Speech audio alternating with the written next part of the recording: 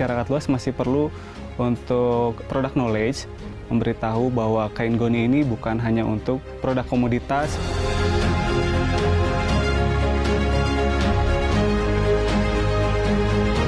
Tentukan visi misinya. Jadi ketika dalam keadaan apapun, mau untung mau rugi, kita tuh akan balik lagi ke visi kita gitu. Jadi tidak akan melenceng.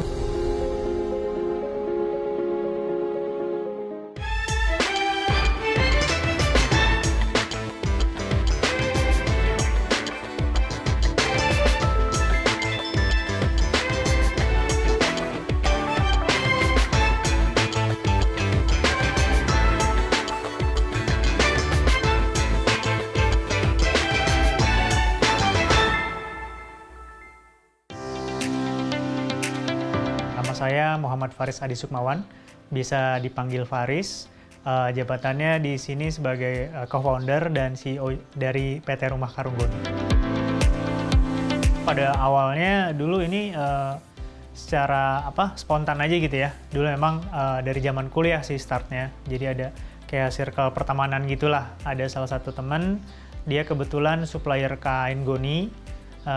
Kita juga sempat tanya-tanya dulu gitu, memang kebutuhannya ada ya, permintaannya ada nggak ya gitu. Tapi ya kita kan namanya masih kuliah ya, coba-coba aja gitu, kita jualan aja tuh. Pertama kainnya doang kita jual-jualin, ternyata ada tuh yang butuh, ada yang beli, dan memang sampai saat sekarang banyak produk ini sebenarnya customer sendiri sih yang inspirasi gitu loh. Jadi mereka tuh datang udah bawa referensinya masing-masing. Jadi Mas bisa dibuatin ini nggak? Waktu itu memang kita kan belum punya penjahit tuh, jadi kayak kita tolak-tolakin. Tapi sayang juga kan, akhirnya kita coba beraniin cari penjahit yang bisa dan mau menjahit kain goni. Karena kan pada dasarnya kainnya tuh ngebul banget gitu ya, ngebul banget dan segala macamnya. Akhirnya bisa, mau, kita terima ordernya, kita coba, dan ya alhamdulillah sampai sekarang sudah ada beberapa produk yang bisa kita produksi. At first, Rumah Karung Goni was a college project. Due to the high demand, Faris maintained the project until today. Promote Rumah Karung Goni was a challenge for team because there's a lot of people have no idea about the function of Gani sack. Untuk Rumah Karung Goni ini, khususnya di Karung Goni, memang masyarakat luas masih perlu untuk product knowledge, memberitahu bahwa kain goni ini bukan hanya untuk produk komoditas seperti karung kopi atau teh, tapi juga bisa digunakan untuk beragam kebutuhan, contohnya pita atau dibuat tas atau karya lainnya yang bisa dihasilkan dari kain goni. Untuk produksi pertama yaitu tote bag goni, tote bag dari brand lain gitu ya, saya buat. Untuk yang pertama kalinya diproduksi di Rumah Karung Goni. Kalau untuk pemasarannya sejauh ini yang terbesar masih di Indonesia, khususnya di kota-kota besar seperti Bandung, Jakarta, Surabaya, itu pasar terbesar dari Rumah Karung Goni.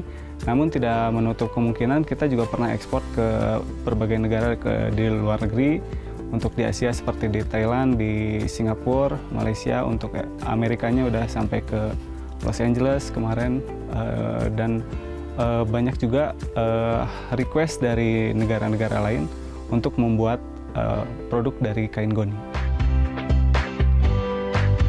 Rumah Karung Goni's products are environmentally friendly. All products produce contain natural fiber.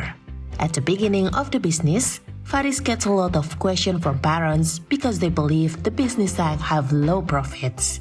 Slowly but surely, Faris and friends succeed to prove business based on burlap can produce something big.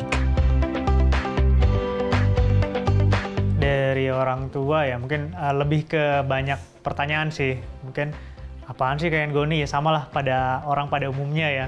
Mendengar kata kain goni itu memang masih ibaratnya masih memiliki harga ekonomis yang rendah lah ibaratnya gitu. Tapi seiring berjalannya waktu, saya yakin karena didukung dengan supply dan permintaannya yang ada pada waktu itu, dan ya maksudnya cukup menghasilkan lah. Sehingga yakin nih ini masih ada peluangnya, masih ada potensinya. juga banyak kayak event-event pameran gitu, crafting yang kita tahu dan sepertinya pasarnya juga masih bisa kita ambil gitu ya. Nah itu juga sih yang meyakinkan gitu.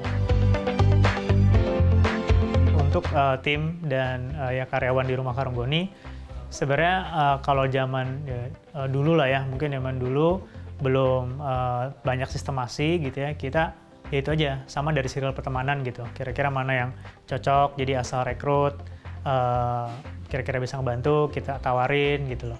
Tapi kan pada saat itu memang keluar masuknya itu lumayan cepet juga gitu, karena kan ya tidak berdasarkan ibaratnya kualifikasi yang benar lah gitu.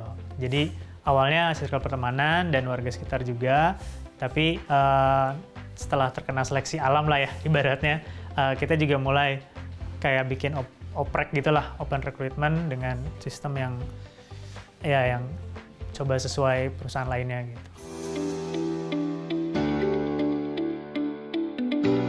Rumah Karunggoni creates products made by Burlap, such as bags, backpack, pouch, tote bag, handbag, and canvas.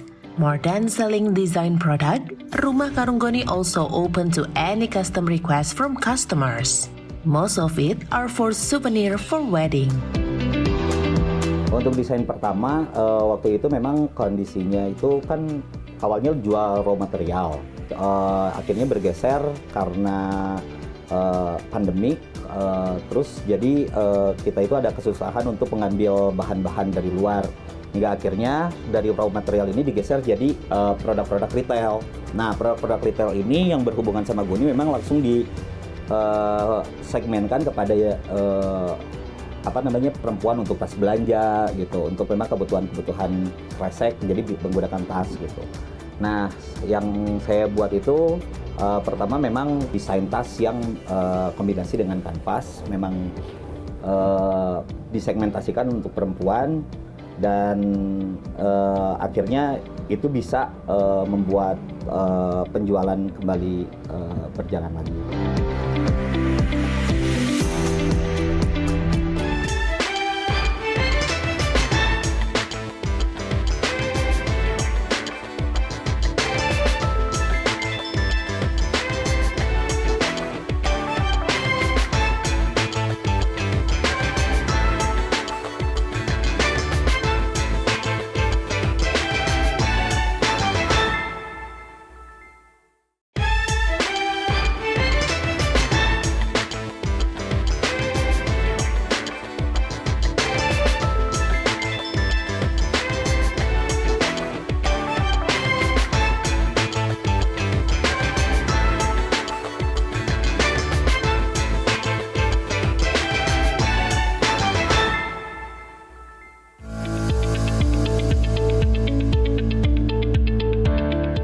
Ini adalah tempat produksi di Rumah Karunggoni yang lokasinya ada di Bandung. Untuk step alur proses di Rumah Karunggoni terdapat beberapa proses. Yang pertama ada proses potong seperti ini, kemudian ada proses sablon, ada proses obras dan jahit, dan yang terakhir kita ada proses finishing. Setelah proses potong, kita akan bawa bahan ini ke tempat sablon. Oke. Ini adalah proses sablon di Rumah Karunggoni.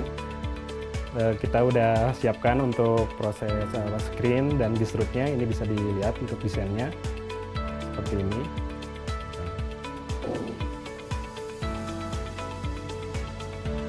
Nah, untuk desainnya, ini adalah proses sablon di Rumah Karunggoni.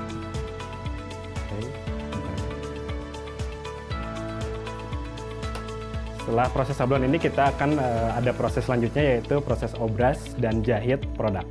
Oke, lanjut.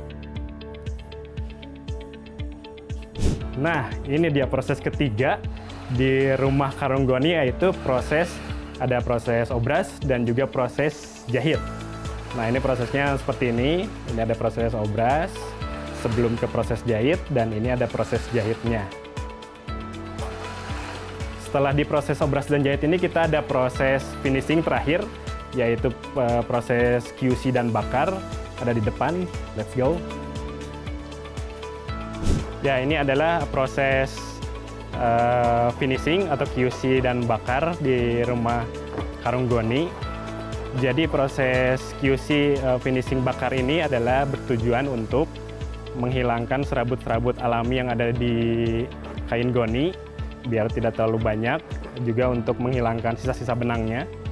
Jadi biar bisa terlihat lebih rapih. Ini untuk prosesnya. Nah, itu dia setelah kita jalan-jalan tadi melihat beberapa proses produksi di rumah Karunggoni. Yang pertama ada proses potong, yang kedua ada proses sablon, yang ketiga ada proses obras dan jahit, dan yang keempat ini dia ada proses finishing, QC dan bakar. Nah, inilah step alur produksi di rumah Karunggoni. Mudah-mudahan bisa bermanfaat untuk kita semua. Have a cohesive team is the reason Rumah Karunggoni stands still until today.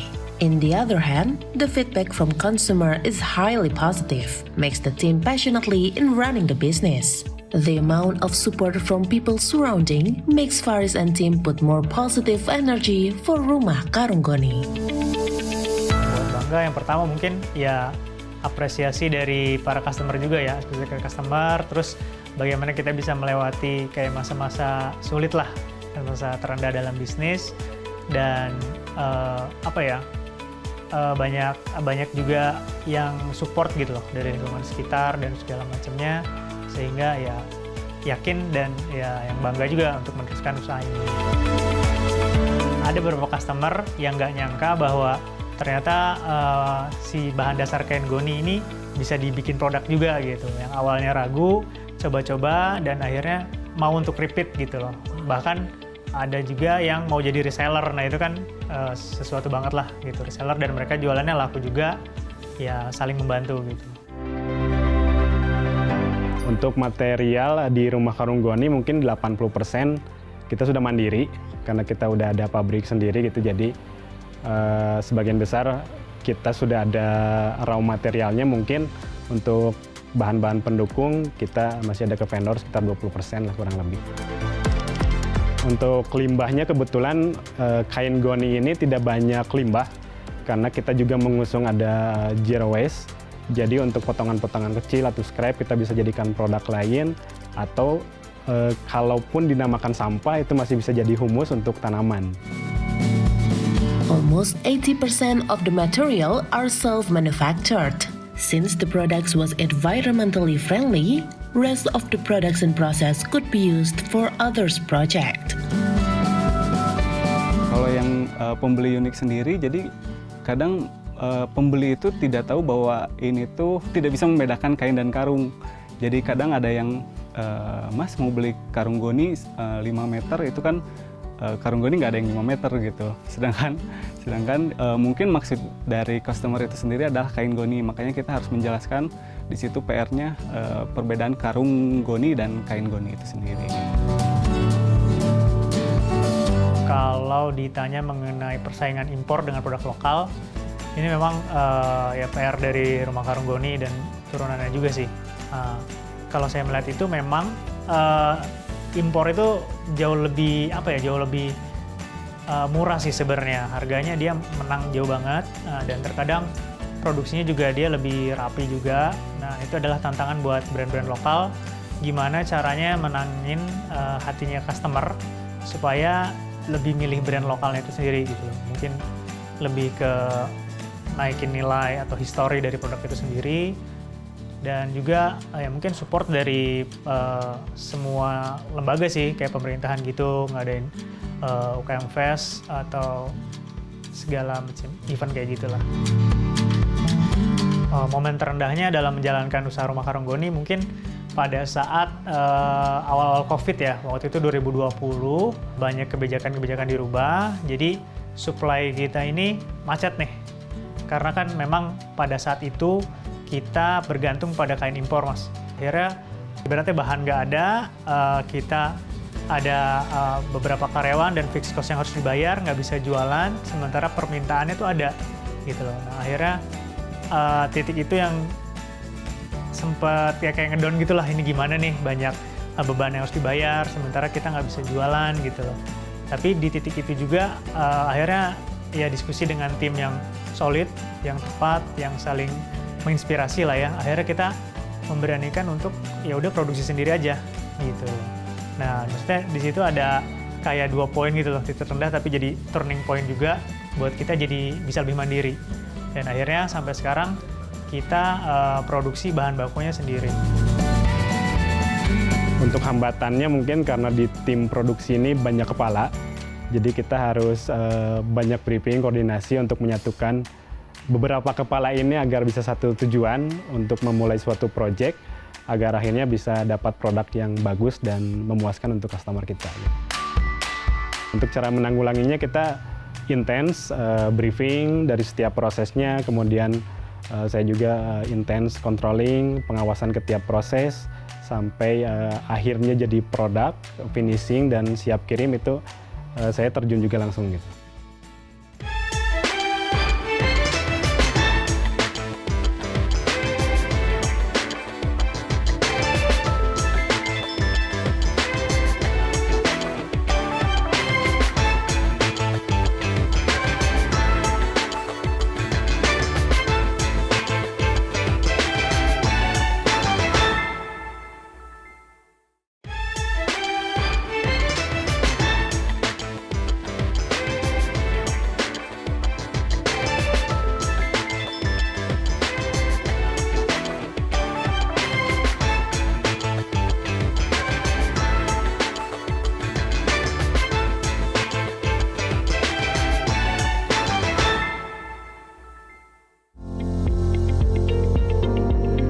One of the Rumah Karunggoni store was located in Bandung. Rumah Karunggoni also expands its sales on the internet. By joining on online market, Rumah Karunggoni acquaint its products across Indonesia, not limited in West Java or Bandung only. Untuk digitalnya sendiri, kita memasarkan melalui e-commerce dan social commerce. E-commerce-nya mungkin di Shopee, Tokopedia, Lazada, Blibli, dan lain sebagainya. Kalau untuk social commerce-nya, kita menjual juga di Instagram, TikTok, dan juga website milik kita sendiri gitu. Ekspektasi saya terhadap Rumah Karunggoni dari awal mungkin ya. Sebenarnya dari awal, yaitu dulu kan ya hanya sekedar jualan bahan baku, jualan seadanya gitu ya. Tapi seiringnya berjalannya waktu, ada perubahan-perubahan kayak target gitu dan harapan, dan ternyata kita dengan bertumbuh, kita bisa menyerap lebih banyak tenaga kerja, dan dengan kata lain kita bisa membantu juga tuh, lebih bisa bermanfaat bagi banyak orang. Nah itu sih maksudnya ekspektasi saya, dan mimpi ke depan adalah bagaimana si Rumah Karunggoni bisa lebih bermanfaat bagi orang banyak dengan mengeluarkan produk-produk baru, inovasi baru, dan penetrasi baru dalam pergerakan bisnisnya. Kalau penghargaan sebenarnya lebih ke ini sih ya, ikut partisipasi dari ini aja sih, kayak dari Backcraft, kayak gitu-gitu sih, diikutkan jadi peserta event-event di Dekranasda, kayak gitu-gitu. Karena kita juga tidak banyak ikut kompetisi sebenarnya gitu. Dan liputan dari teman-teman media juga sudah cukup membantu untuk mempublikasikan usaha kita. Yang sebelumnya nggak tahu tapi sekarang tahu yaitu saya kira kain-kain goni yang ada di Rumah Karunggoni ini semuanya import, tapi setelah saya masuk ke sini, saya baru tahu bahwa ini semuanya diproduksi secara lokal dan memanfaatkan produk-produk lokal gitu. The inspiration to create the product comes from the internet. Besides that, it also came from discussion between all the crew. There is a plenty of things could be explored to making a product based from ganisack. Creativity become the key of innovation. Kalau inspirasi mendesainnya itu bisa cari dari mana aja sih ya. Yang pasti kita harus tahu dulu material apa yang digunakan. Kalau menggunakan kain goni, itu misalkan kita mau apa yang ditonjolkan. Terus nanti kalau misalkan mau dikombinasikan dengan misalkan elemen lain atau kain-kain lain, itu juga maksudnya secara maknanya apakah nyambung atau tidak gitu. Nah, oke, dari situ baru secara bentuk bisa diolah sih. Referensi itu udah banyak banget sih kayak di Pinterest, di Google gitu. Sebenarnya inspirasi pertama Yaitu dari ikutan seminar bisnis dari Mas J Setiabudi. Nah, di situ kita mulai tergerak untuk melakukan sistemasi yang tadinya jalanin usaha asal-asalan, tapi udah mulai aware akan sistemasi yang ibaratnya sukses berpola dan gagal pun berpola, ada polanya gitu. Jadi kita coba menerapkan pola-pola itu. Lalu inspirasi lainnya kalau dalam sehari-hari adalah melihat memang tim yang perlu berkembang lah dari hari ke harinya gitu. Jadi ya itu yang memotivasi untuk semangat. Educate society about the Gunny-Sack and burlap becoming a challenge for Rumah Karunggoni's team, since there's a lot of people still could not differentiate it.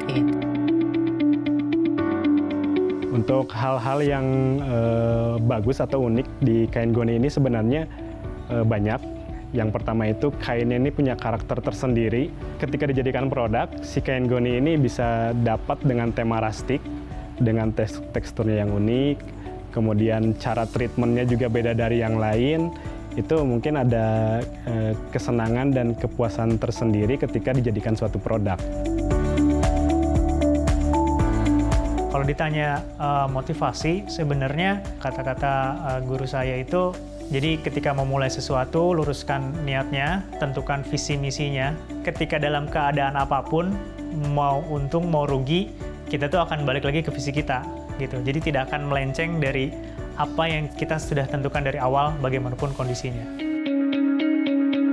Yang terbaru adalah saat brainstorming atau coffee time ini, kita itu mau meningkatkan brand awareness dari Rumah Karunggoni dengan mengangkat lagi sejarah dari kain goni itu sendiri gitu. Di Indonesia khususnya kain goni kan sudah ada dari puluhan tahun yang lalu gitu, bahkan pernah jaya di Delanggu pada saat itu. Idenya muncul dari Coffee Time itu sendiri dan brand awareness-nya cukup terangkat di situ, khususnya di sosial media kita share lagi sejarah-sejarah dari kain goni dan itu works gitu. Sebelum memulai sesuatu, tentukan visi, misi, dan value-mu secara benar. Jadi apapun kondisi yang terjadi, kamu tidak akan melenceng dari jalur.